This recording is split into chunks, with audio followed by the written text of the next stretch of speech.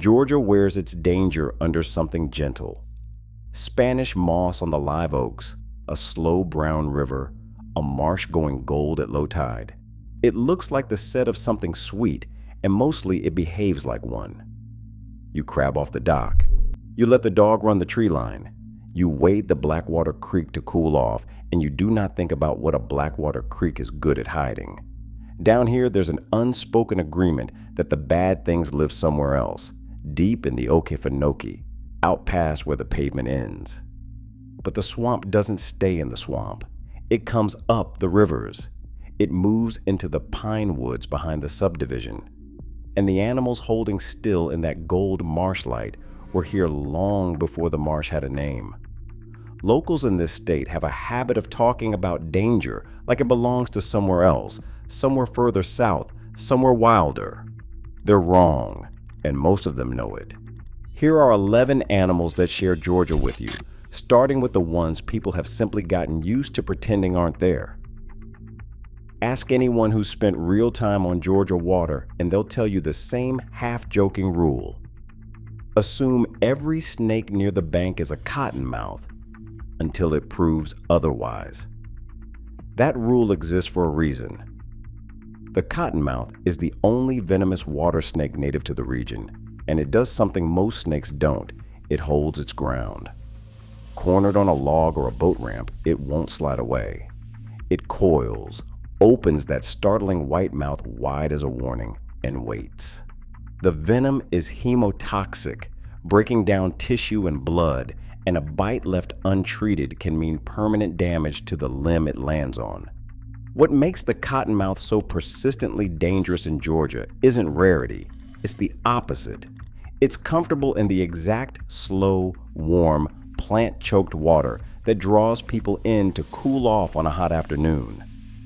Kids who grow up swimming these creeks are taught to read the water's edge before they're taught to swim well, because a cottonmouth sunning itself on a half-submerged log looks, at a glance, almost exactly like the log itself.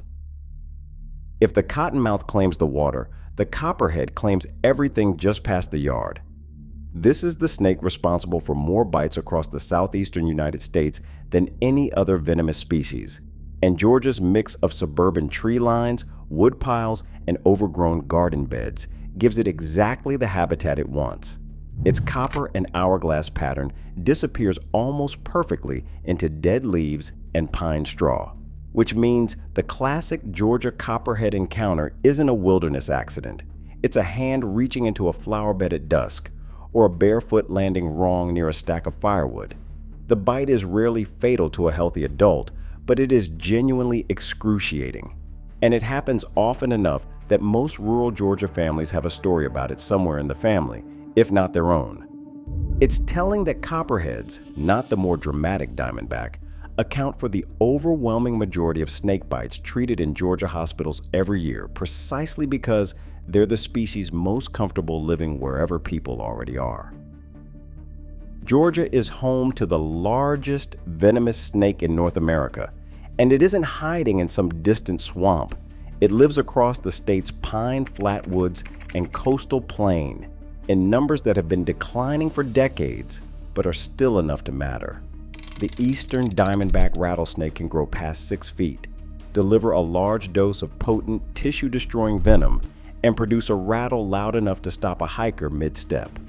What makes this snake different from the others on this list is scale, both in body size and in the volume of venom a single bite can deliver, which is why encounters with this particular species are treated by Georgia emergency rooms with a level of urgency the smaller pit vipers don't always get. A single bite from a large adult can deliver several times the venom of a copperhead, which is part of why this species, despite being far less commonly encountered, remains the one Georgia herpetologists worry about most. Longtime landowners in the coastal plain know the sound before they ever see the snake, and they've learned to trust that sound completely. It's a species Georgia wildlife officials have watched decline for decades as its longleaf pine habitat has shrunk, which means the encounters that do still happen tend to involve larger, older individuals carrying a correspondingly larger dose of venom. Not everything dangerous in Georgia has scales. Two spiders round out this state's underestimated threats, and both hide in exactly the places people stop being careful.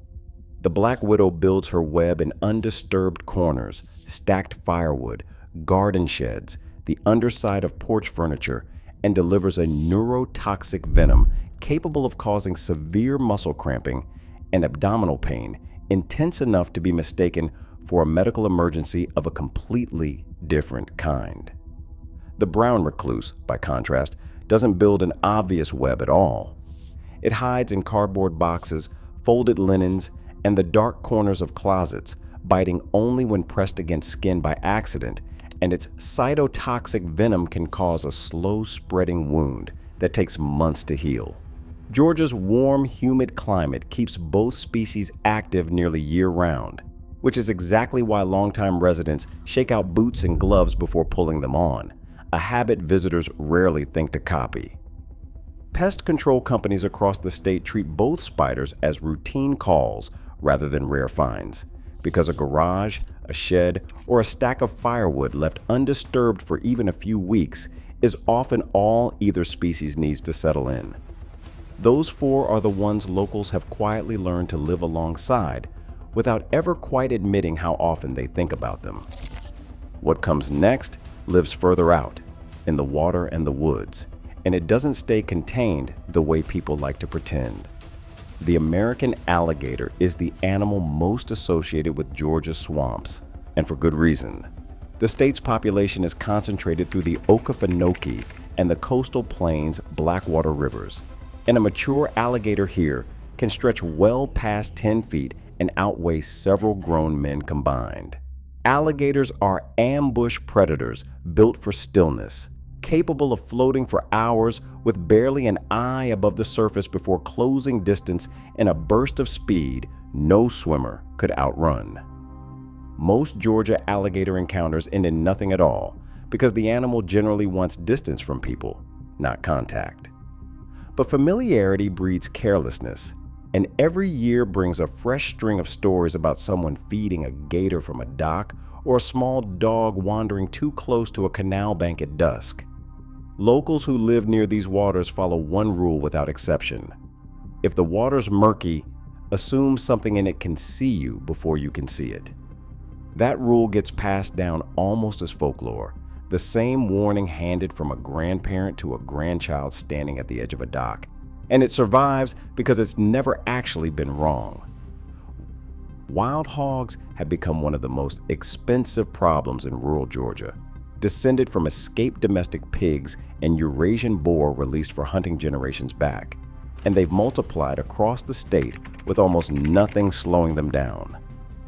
They travel in family groups called sounders, root through crops and forest understory with tusks capable of goring a dog or a careless hunter, and a cornered hog or a sow protecting piglets will charge without hesitation.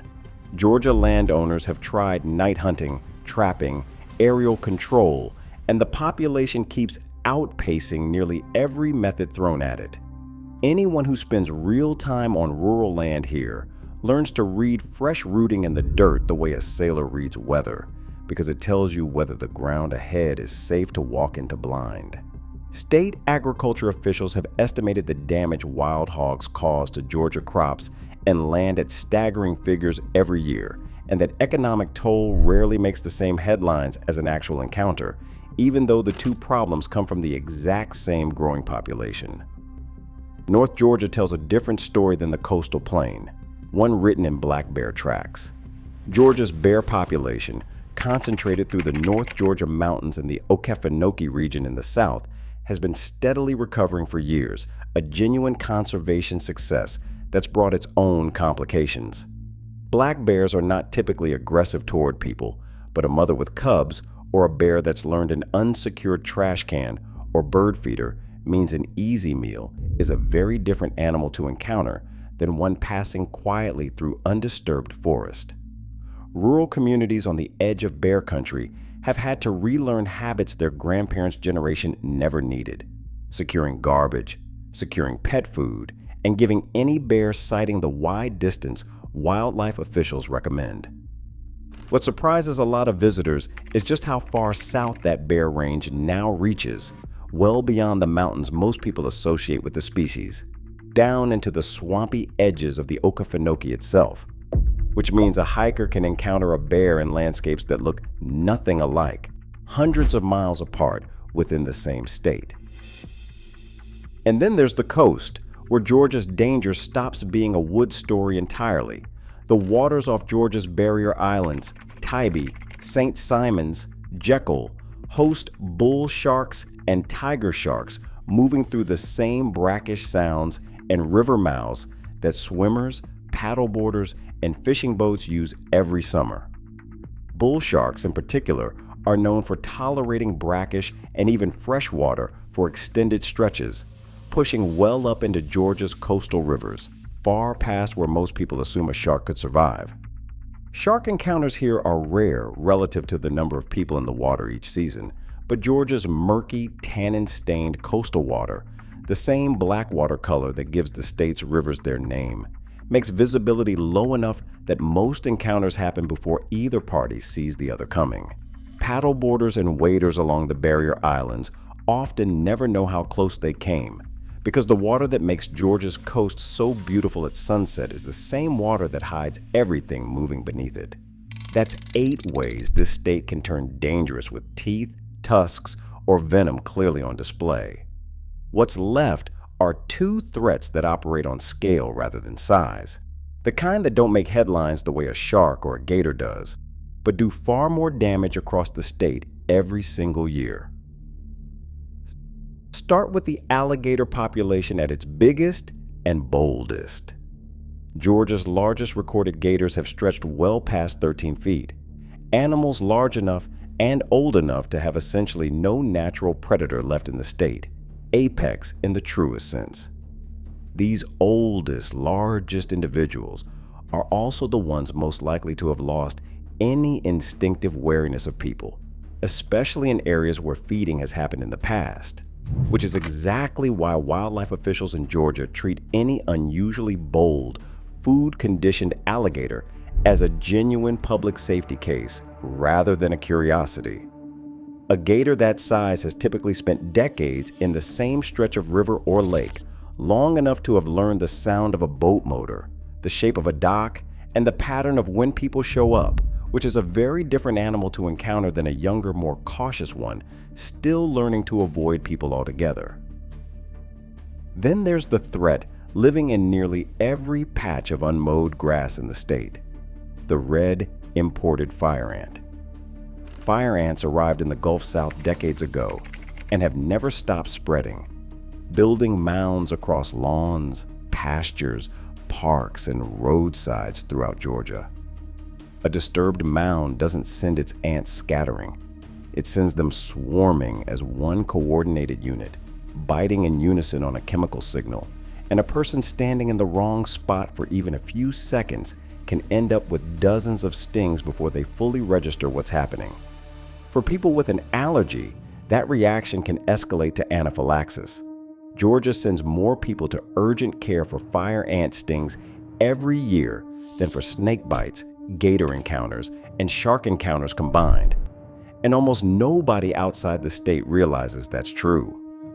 It's a threat that's become so normalized that most Georgia kids can identify a fire ant mound in a front yard before they can identify a rattlesnake by sound, simply because they've had far more practice avoiding one than the other.